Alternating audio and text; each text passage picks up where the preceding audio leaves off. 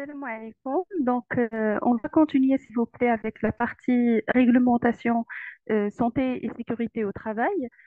Aujourd'hui, on va voir d'abord le service médical du travail. Donc, nous avons parlé hier du comité sécurité et hygiène pour les entreprises, voilà, dépassant 50 salariés.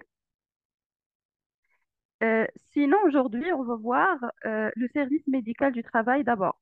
Donc, le service médical du travail, c'est une obligation législative également. Vous pouvez donc faire référence aux articles 304 jusqu'à 330 du Code du travail marocain. On parle d'abord de l'obligation de créer un service médical du travail autonome dans les entreprises employant plus de 50 salariés. Donc, pour au moins 50 salariés, l'entreprise, elle est dans l'obligation de créer un service médical de travail autonome. Ça veut dire pour spécialement dédié pour l'entreprise en question. Si le nombre de salariés est inférieur à 50 salariés, là, vous avez le choix, que ce soit d'avoir un service indépendant pour l'entreprise, sinon on peut créer un service interentreprise. Ça veut dire plusieurs entreprises qui emploient au moins 50 salariés et qui ont un seul service médical au travail. Par exemple, le cas des centres pardon, des parcs industriels ou bien les entreprises qui sont dans une location proche les unes des autres. Donc voilà pour déjà l'obligation de la création. Autre exigence en relation avec le service médical au travail, toujours les articles de 304 jusqu'à 330. Donc, on vous parle que la durée de présence, donc pourquoi je vous annonce ou bien je vous explique ces exigences. Donc là, la responsabilité, elle est partagée entre, bien sûr, c'est l'employeur, pardon, qui doit assurer le respect de ces exigences.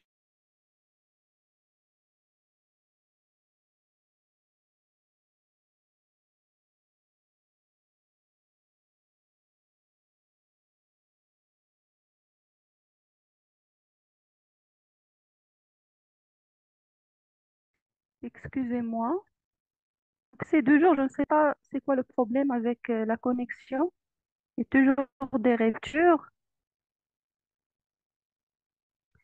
Donc, j'étais en train de dire que, euh, bien sûr, l'exigence, bien, certaines exigences, toutes les exigences en fait réglementaires, c'est d'abord la responsabilité de l'employeur. Donc, l'employeur, c'est lui, normalement, qui doit assurer tout ce qui est bonnes conditions au travail, sécurité, médecine et tout ça. Mais l'employeur, il vous recrute afin de lui euh, de le guider, si vous voulez, et afin aussi de l'assister à voilà, au respect et à la conformité réglementaire. Donc, vous pouvez toutes ces informations. Alors, s'il vous plaît, est-ce que vous arrivez à me recevoir? Faites-moi, s'il vous plaît, un petit signe. Est-ce que vous arrivez à recevoir?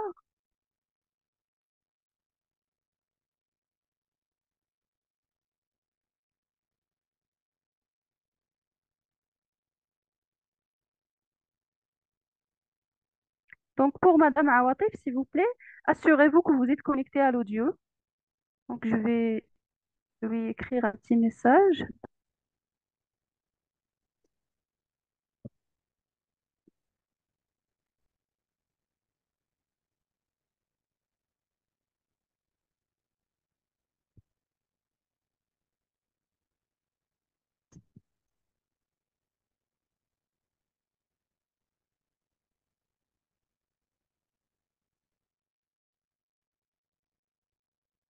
Alors, sinon, euh, c'est bon, s'il vous plaît, Madame, vous arrivez à me recevoir?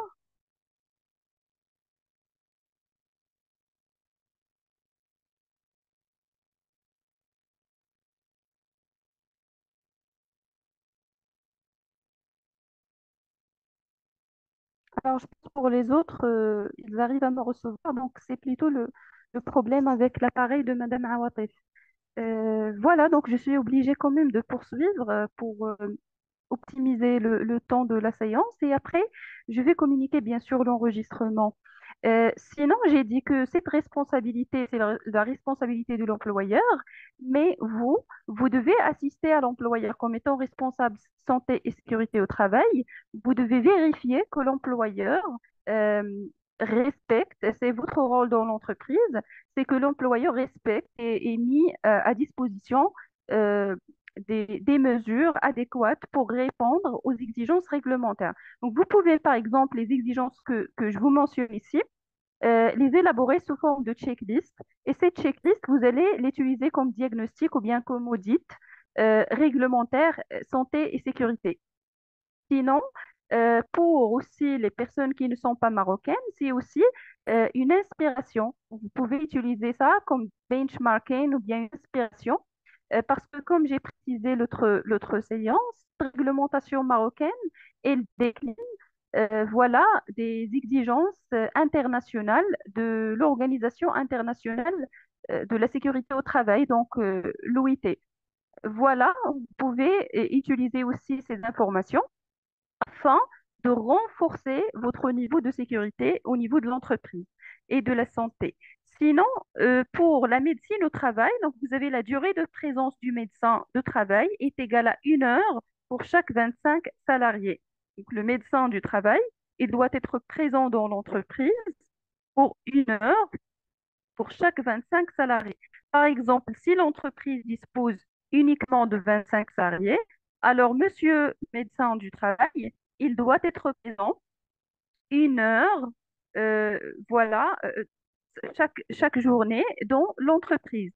Si donc on multiplie le nombre par deux, ça veut dire 50 salariés, alors dans ce cas, il doit être présent 2 heures dans l'entreprise. Bien sûr, n'est pas obligé d'être présent durant toute la journée.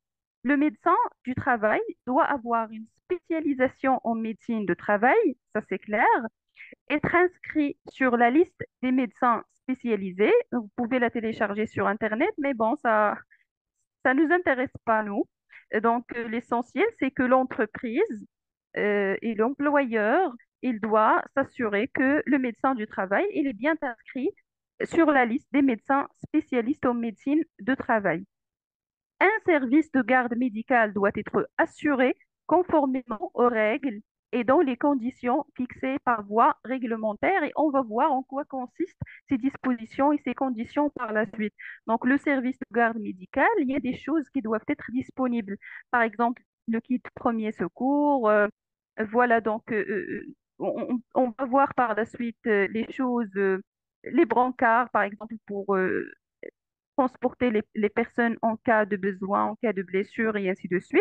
Donc, on va voir la liste des dispositions et des conditions qui doivent être présentes au niveau du service de garde médicale.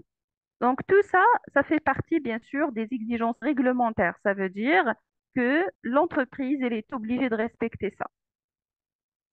Autre exigence en relation avec ce service, il existe un contrat type, donc pour nous, les Marocains, par loi réglementaire, il existe un contrat type de médecine du travail qui doit être signé par l'entreprise et le médecin du travail, divisé par l'ordre des médecins. Ça veut dire tout simplement que vous, dans l'entreprise, vous devez assurer que voilà, il y a un contrat qui a été signé entre l'entreprise et le médecin du travail spécialisé et ce contrat, il doit être voilà, conforme au modèle proposé par la réglementation.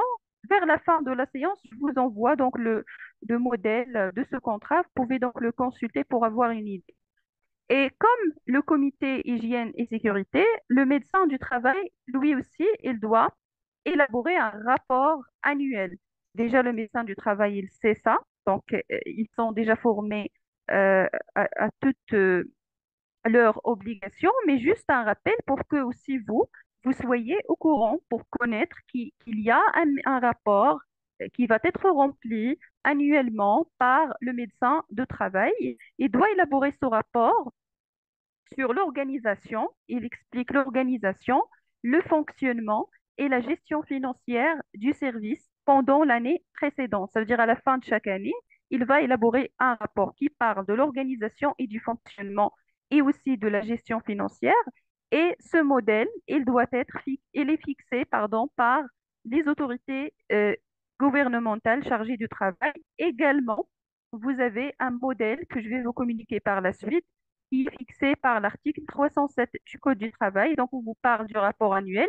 Il y a aussi un modèle, si vous voulez jeter un coup d'œil pour en avoir une idée, mais qui va remplir ça, qui va prendre ça en responsabilité, c'est le médecin du travail et c'est pas nous comme des responsables de santé et sécurité.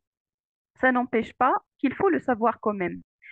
En relation toujours avec le service médical du travail, on va trouver les premiers secours. Donc, tout ce qui est premiers secours.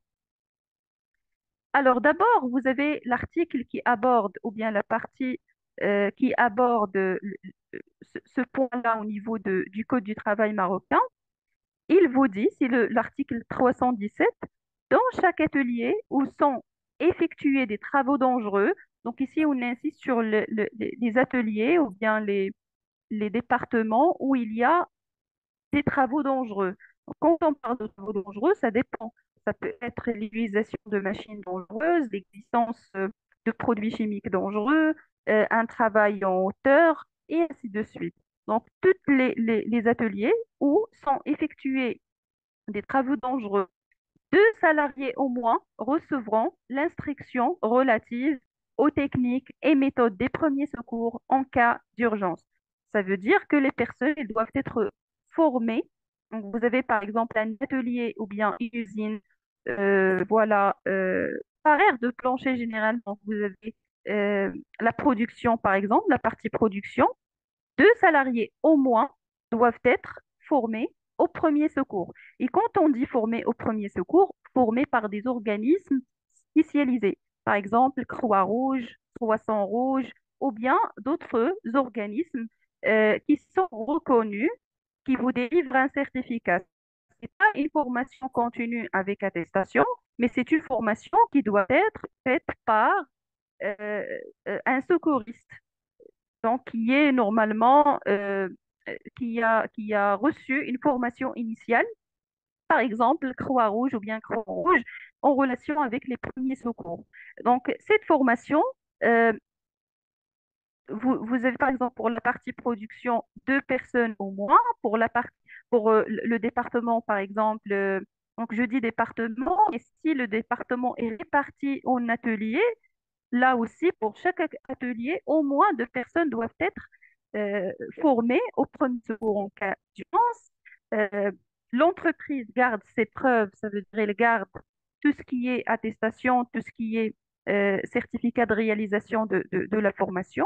Et cette formation doit être actualisée et mise à jour parce que les personnes, ils oublient. Donc, mettre à jour la formation, euh, voilà, je veux dire annuellement, on peut refaire donc la formation premier secours pour mettre à jour les informations des employés dans ce sens-là. Donc, vous avez des formations qui se font au niveau de l'entreprise par des organismes externes pour que les personnes soient aptes à donner donc des gestes de sauvetage et de secours aux personnes en cas de sinistre. Alors, vous devez avoir une fiche, d'accord? Donc, dans le même article qui parle des premiers secours, on vous dit, par législation, vous devez avoir une fiche qui comprend la liste des risques et maladies professionnelles. S'il existe des maladies professionnelles, donc là, je comprends la liste des risques et maladies professionnelles, s'il existe, ainsi que le nombre de salariés exposés à ces risques et maladies. Donc, l'entreprise, il doit ça, c'est par voie réglementaire, mais pour aussi les non-marocains, je pense que ça figure aussi dans votre législation, j'en sais rien, mais c'est une bonne pratique qui va aider l'entreprise à, euh, voilà, qui va faciliter la maîtrise, si vous voulez, et aussi l'intervention en cas de sinistre ou bien en cas d'urgence. Vous avez une liste qui contient risques. Bien sûr, il va falloir faire une analyse de risque et ça, on va le voir dans la 45 001. Donc, analyse de risque, analyse de danger, évaluation de danger. Et cette liste, avec les risques et les maladies professionnelles, il doit aussi comporter le nombre de salariés exposés à ces risques, à ces maladies. Euh, voilà, respectivement. Donc, chaque risque, par exemple, vous avez la liste des personnes qui sont exposées. La dite fiche est adressée à l'employeur et au comité d'hygiène et de sécurité. Donc, le responsable chez eux, il va faire cette fiche, il va réaliser cette fiche. Il doit être à disposition de l'employeur et à disposition du comité d'hygiène et de sécurité. Elle est mise à disposition aussi de l'agent chargé de l'inspection du travail. On a parlé parfois de l'inspection du travail. Donc, c'est un organe externe qui garantit les droits et qui défend les droits des travailleurs et des employés en termes de santé, sécurité et autres, bien sûr, dispositions. Donc, le service d'inspection pour nous, ici au Maroc, il doit recevoir une liste, donc, voilà, de tout ce qui est euh, risque professionnel et salariés exposés. Et aussi, le médecin inspecteur du travail, lui aussi, il doit avoir sa copie. Donc voilà, comme ça, tout le monde est informé. Toutes les parties intéressées ou bien les parties incluses euh, dans la question de la sécurité et santé, ils sont informés au type de risque existant et aussi aux personnes qui sont exposées à ces risques. Alors, dans le cadre, voilà, donc ça c'est tout pour le service médical du travail. Il y a des détails qui sont trop approfondis. Vous pouvez les consulter dans voilà, le code marquant du travail. Ce sont des détails en plus, des détails qui renforcent les exigences, mais voici les exigences les plus, ou bien les principales exigences de la loi marocaine en ce qui concerne le service pour le contenu du service. Donc, on va arriver à ça par la suite. Maintenant, je vais entrer dans la thématique affichage, signalisation. Alors, on sait tous et toutes que dans une entreprise, l'affichage et la signalisation font partie des bonnes règles de sécurité. L'affichage et la signalisation, ce sont des moyens de communication. D'ailleurs, par exemple, si je vais faire l'analogie avec la 45001, tout ce qui est affichage et signalisation, je peux l'associer au point communication dans le chapitre 7, support, parce que c'est une sorte d'information et communication. Donc, l'affichage, c'est des affiches qui sensibilisent, qui informent. La signalisation, c'est les indications. Et voilà, donc les indications, flèches, par exemple, pour l'évacuation voilà, on va voir ensemble. Donc, dans le cadre de son obligation générale de prévention, l'employeur doit afficher toutes les informations de sécurité utiles pour un poste de travail. Ça veut dire que toute information jugée, donc quand je dis l'employeur, euh, c'est sa responsabilité, mais il exerce sa responsabilité à travers le service santé et sécurité, à travers le responsable santé et sécurité, ou bien HSE.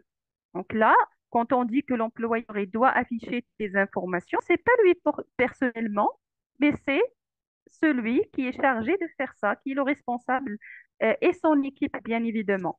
Donc, il doit afficher toutes les informations de sécurité utiles pour un poste de travail, les indications, les sensibilisations, les consignes de sécurité, selon la nature de l'activité et la nature du poste et la nature des risques pour lesquels les personnes sont exposées. Donc, vous êtes dans l'obligation. Vous entrez dans une entreprise, vous allez vérifier d'abord tout ce qui est existence du comité, donc des choses qui font partie de la gouvernance et de la gestion et de l'organisation et de la défense des droits, donc tout ce qui est médecine, tout ce qui est comité. Et puis, vous allez commencer aussi à auditer les locaux du travail en ce qui concerne l'existence ou pas de l'affichage et de la signalisation sécurité. Donc, il ne faut pas avoir un atelier qui ne comporte pas des consignes de sécurité. là, il faut rédiger toutes les informations et fournir toutes les informations qui peuvent protéger les personnes contre les risques et contre les dangers. Euh, et la conduite à tenir en cas d'accident. Aussi, en plus de la sensibilisation aux différents risques, vous devez aussi afficher toute la signalisation et toutes les affiches et toutes les consignes pour une bonne conduite à tenir en cas d'accident. Par exemple, si vous êtes dans un endroit où on utilise des produits chimiques, alors là, en cas de contact avec le produit chimique, voici qu'est-ce qu'il faut faire, voici qu'est-ce qu'il ne faut pas faire, en se basant sur la fiche de données de sécurité du produit en question. Parce que la démarche à suivre en cas de contact cutané, par exemple, ou bien euh, respiratoire, ou bien contact voilà, à travers les yeux, oculaire, euh, avec un certain produit chimique, la démarche à suivre, elle est différente, bien évidemment, pour chacun des produits, pour la nature du produit. Donc, il y a des produits qu'il faut rincer, il y a des produits qu'il faut absolument pas rincer. Donc, ça dépend. Il faut toujours revenir vers la fiche de données de sécurité du produit, l'FDS, qui est fourni par le constructeur ou bien le fournisseur de ce produit. Et bien évidemment, lorsqu'on affiche quelque chose, donc j'affiche cette conduite à tenir en cas d'accident, il faut former les employés à cette démarche. On ne va pas afficher les choses comme ça juste pour dire qu'on est conforme à la réglementation, mais il faut former le personnel à ça. Donc là, pour la conduite à tenir en cas d'accident et puis les informations sur la protection contre les maladies qui peuvent être survenues au travail. Donc ici, pour les maladies, on parle de maladies professionnelles. Par exemple, vous pouvez fixer la durée d'exposition. Donc il est interdit, par exemple, de dépasser, je dis n'importe quoi, 4 heures dans voilà, dans cet endroit clos, fermé, parce qu'il y a des vapeurs toxiques et ainsi de suite. Mais ces informations sur les maladies professionnelles, la durée d'exposition et tout ça, vous pouvez aussi les trouver dans voilà, par exemple, s'il s'agit des vapeurs toxiques, des produits toxiques, vous pouvez revenir encore une fois vers la fiche de données de sécurité.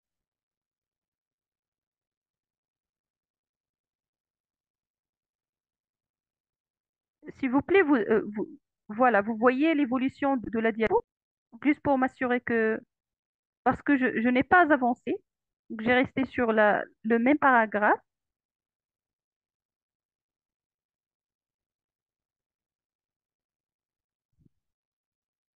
D'accord, merci.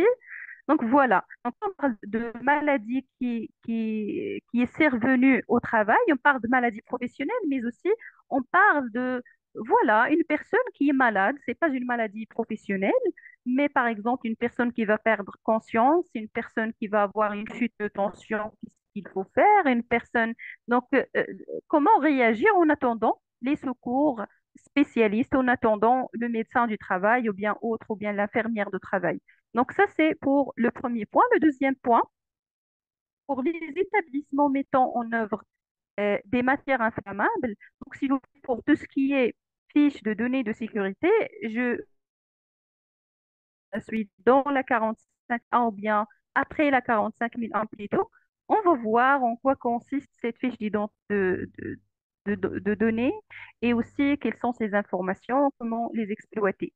Sinon, pour les établissements mettant en œuvre des matières inflammables, alors quand on parle de matière inflammable, ça peut être un produit, une matière première, une matière auxiliaire, un déchet, tout simplement, qui peut euh, facilement être, voilà, il peut s'enflammer facilement et rapidement à cause d'une flamme, à proximité d'une flamme. Donc des matières inflammables qui peuvent tout simplement déclencher un feu. Alors, si votre établissement il met en œuvre des matières inflammables sous forme de déchets, sous forme de produits, sous forme de matières premières, peu importe la nature, ou dans celles où peuvent être occupées ou réunies normalement plus de 50 personnes. Donc là, j'ai l'impression que la phrase n'est pas terminée. Donc, pour les établissements mettant en œuvre des matières inflammables ou dans celles où peuvent être occupées ou réunies normalement plus de 50 personnes, il faut aussi, voilà, donner des consignes en ce qui concerne les matières inflammables. En plus de ça, tous les dispositifs de lutte contre les incendies. Mais je laisse le côté dispositif jusqu'à la partie incendie.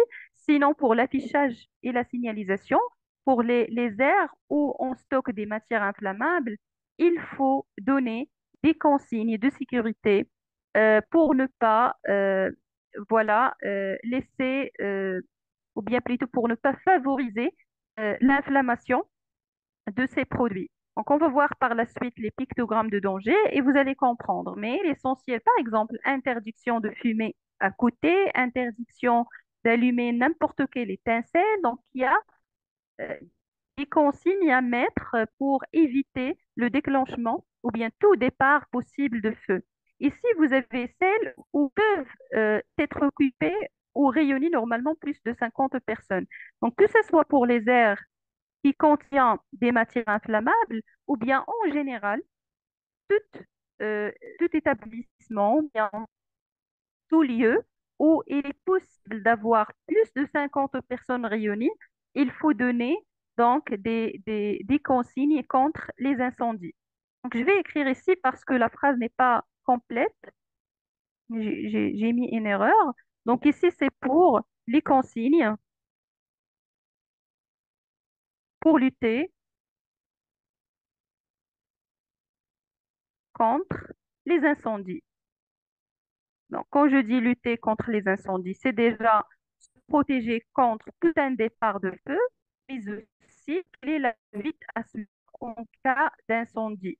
Donc, quelles sont les consignes à suivre en cas d'incendie, surtout pour les places ou bien les aires où il y a des matières inflammables, et surtout aussi pour les lieux où on peut réunir plus de 50 personnes. Plus de 50 personnes, pourquoi? Parce que l'évacuation, il va être plus difficile s'il y a de nombreuses personnes.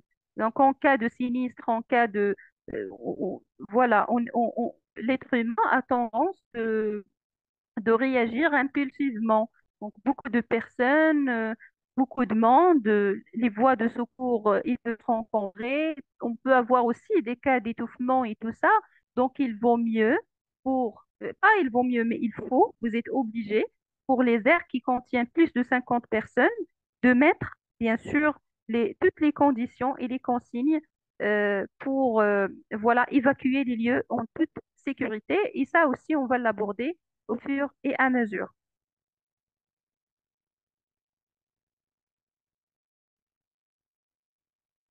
Alors, le plan d'évacuation, euh, il n'est pas vraiment réalisé par le responsable de qualité, QHSE. Euh, je parle de la réalisation effective, ça veut dire comment le préparer, voilà, donc la présentation du document. Vous pouvez, par exemple, le réaliser vous-même en utilisant des logiciels ou bien en prenant, par exemple, le plan de masse de l'entreprise et vous mettez les signalisations, vous mettez donc les flèches et tout ça.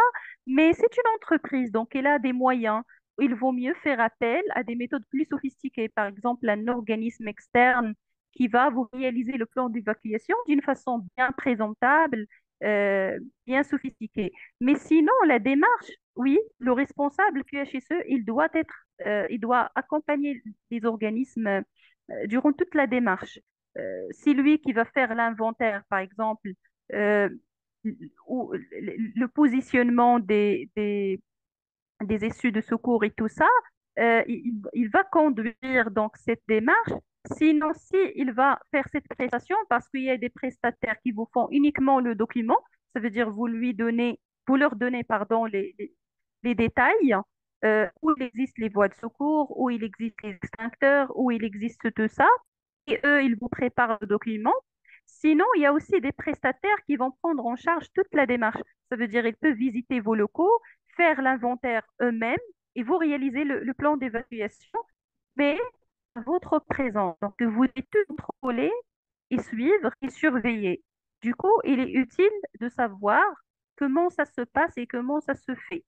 Donc, faites votre inventaire, euh, vous rédigez votre document, que ce soit vous-même ou bien un autre organisme, peu importe.